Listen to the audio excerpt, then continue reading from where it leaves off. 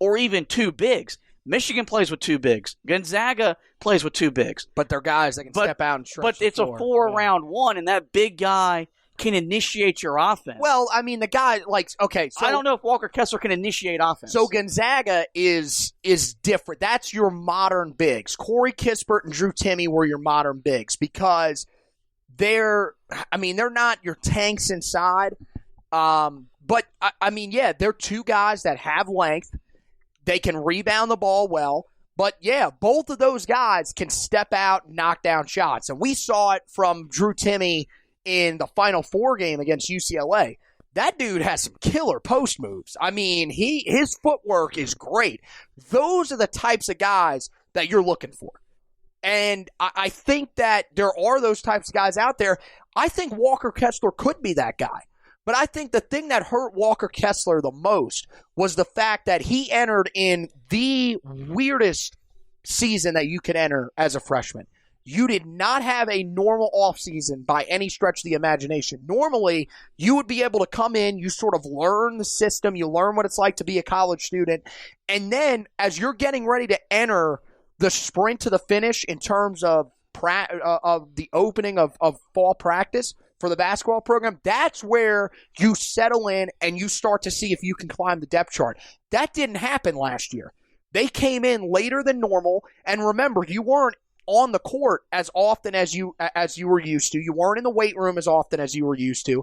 And so I think things got, sort of out of sorts. And then remember, for him, he missed a majority of the end of preseason practice because he was in COVID-19 protocol. So I think that really hurt him as well in terms of him being able to play early. I talked about it on, was it the last edition? Or I've talked about it a couple of times on the podcast where I think it hurt his stamina as well.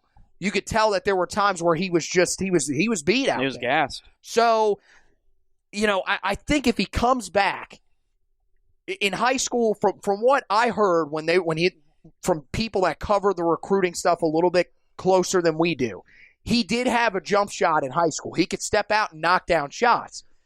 It's, as we've seen, even with most of the guards, it's about finding confidence. Remember, Andrew Platek was brought in because he could shoot the three in high school. Andrew Platek, in his 4 years at Carolina, hasn't shot the three well. Yeah.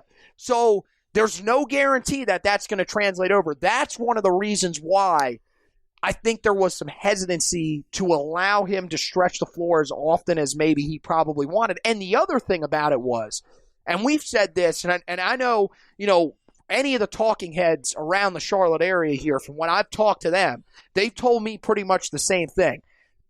He was so good inside late in the year that why wouldn't you want to put him on the block? He was 7-1 and he was dominating. So I think that if he comes back, this system, it can work for him. There's going to be some tweaks that may allow him to do some more of the things that he wants. But look, ultimately it's up to him. If he doesn't come back, then Carolina's got to go out and find other guys that can fit what they're going to want to do going forward. And those guys will be out there.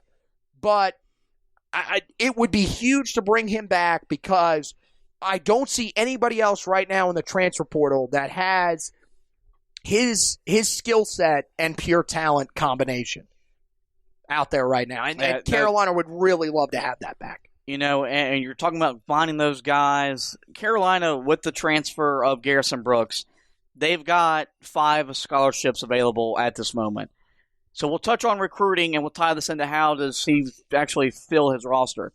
The good news is that since the news of Hubert Davis being hired as the head coach, Carolina's 2 commits in the 2021 class, DeMarco Dunn, Dontrez Styles, are currently staying with their commitment, and we don't intend them to ask to release their letter of intent and go elsewhere to play college basketball. So that's really big. That's probably one of the reasons why Hubert Davis got the job, because he has established relationships with the recruits that they have right now. And Bubba Cunningham knows how important recruiting is in this current climate.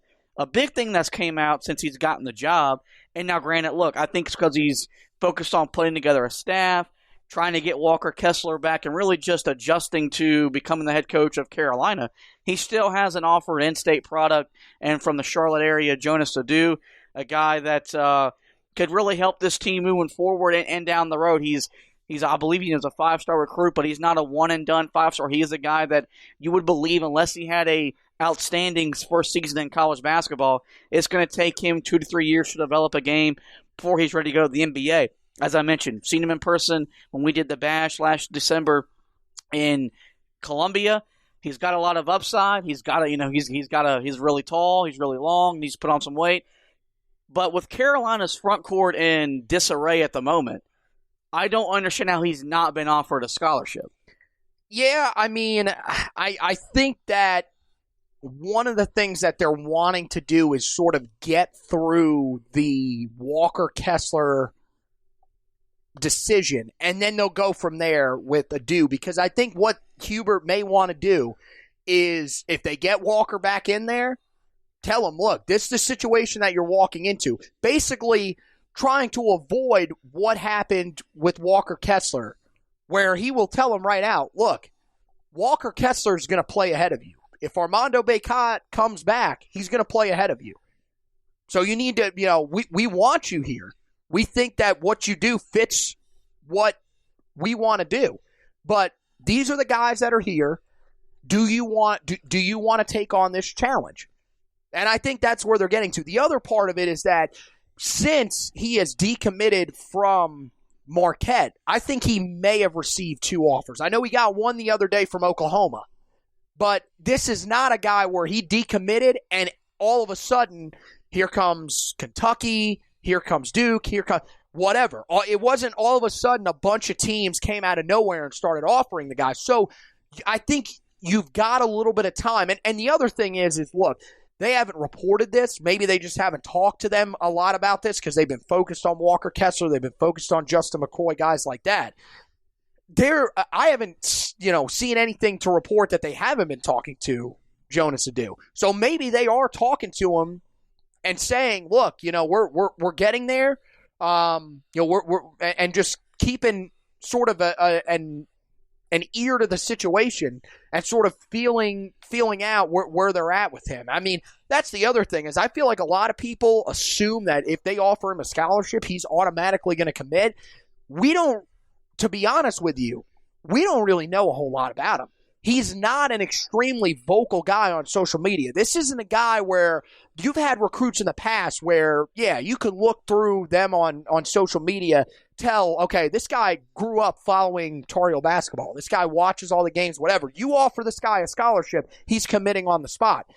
You don't really get that feel from Adu because he's just not all that involved on social media, and that's how some of the guys are. So, I think Carolina will eventually get around to it. I do think that he is going to be a guy that Carolina will offer at some point.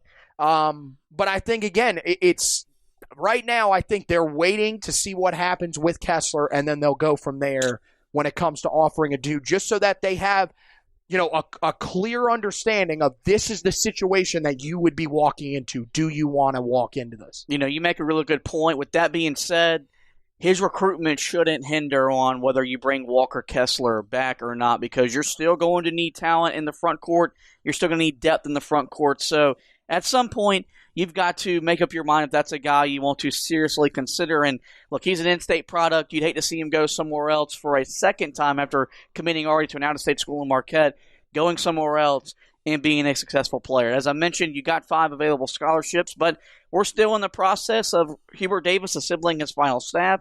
We do know that he did not retain Kendall Marshall. He did promote Sean May to a bench spot, and with that decision to promote Sean May onto the bench, the consensus is that he is your lead recruiter right now, outside of Hubert Davis, of course. Hubert Davis isn't Roy Williams. He doesn't have that reputation on the recruiting trail where he can send the assistants out to go recruit.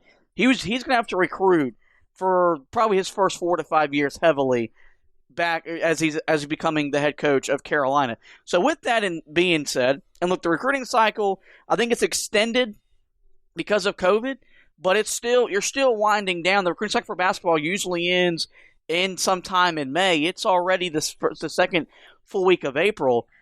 Is the focus right now? So the focus should be on bringing in transfers, or building relationships with guys, maybe that you're not going to get this year because of how much work you got to do in about a month and a half, but building relationships going into next year and beyond. I mean, it's interesting because I know that there have been a lot of people that are more closely tied to some of these basketball programs, especially some of these bigger basketball programs, that have said that there are a lot of older coaches in specific, but I think really just big school coaches that are right now saying they would prefer to probably go transfer portal instead of going on the recruiting trail. Because when you go on the recruiting trail to get these guys, especially these guys that are inside of really the top 50 in the country now, if they don't receive the role that they want on your team, they will be looking to leave that program as soon as the season is over, some of them possibly earlier. So it's interesting. I think it's a balance, especially with the situation that you're in right now at Carolina, where you not only need talent, you also need experience on your team because of all the guys that you have lost. So I think that's the thing. Carolina's kind of got to balance it out.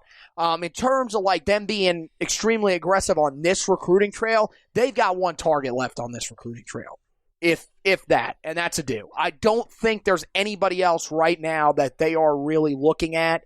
The name is slipping me right now of the guy that was an in-state point guard that decommitted.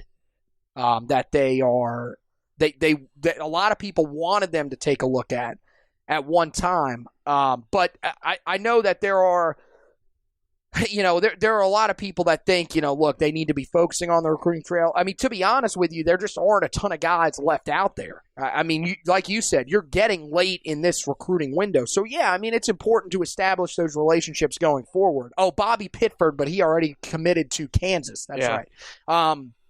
So, yeah, I mean, I think right now, you've got your focus on Adu on the recruiting trail. I think you're definitely keeping up with him. That scholarship offer will hopefully come soon. And then you can pretty much turn your full focus in terms of building this year's team on that transfer portal. Now, I do think that when they go to the transfer portal, this isn't going to be like the last few years where look, Cam Johnson was a 2-year guy, but outside of that, you've really gotten 1-year stopgap guys to come in and help you out. That will not be the focus here. There are younger guys that are in the transfer portal that can help you and that can build themselves up in your program that fit what you want. Then they will go get those guys. Yeah, so you got to avoid the mistakes like you committed, bringing in Christian Keeling, bringing in Justin Pierce, because those guys not only do they not fit, they were just here for one guy or for 1 year. That's the thing about with McKoy and some of these other guys is that you have the option now to bring in players that can be here for 2 to 3 years. And even with the extra year granted by the NCAA, you can get players that can be here for the next 4 years. And look, you can build your team to be successful that way. Eric Musselman is doing that at Arkansas. He's done that when he was at Nevada, and he just took that program to the Elite Eight. Just landed Chris Likes from Miami earlier this week, a guy that we've seen give Carolina fits, give the ACC fits. So I do think you got, that option is open to you. But unlike with Pierce and with Keeling, you've got to do your due diligence. You got to bring in the right guys that fit what you want to do, that fit Carolina. And they're not just 1-year stop guys. But as you mentioned, this is part of the reason why Roy Williams ultimately retires, because the way that the college athletics landscape is right now, it's tricky. And it's going to affect the Coach K's, the Jim Boeheims, the Tom Izzo's, not necessarily Bill Self or John Calipari, but some of these older coaches. It is going to affect how their programs run until they ultimately retire. So that's why Hubert Davis ultimately got the job, is because Bubba Cunningham and the Board of Trustees believed he's the right guy to navigate Carolina basketball during this unsettling time of college athletics. So that's going to wrap it up for this edition of the Four Corners Podcast. We'll let you go. Get you guys over to the website, HeelToughBlog.com, where we've had you covered with all the basketball news that have come out of Chapel Hill with the last week or so. Go there right now to read about Garrison Brooks' transfer, Justin McKoy's commitment, the assistant coaches. Carolina did miss out on King Rice, so you can read about other potential candidates on there, as well as Hubert Davis is trying to assemble his staff on the football side of things. We are getting you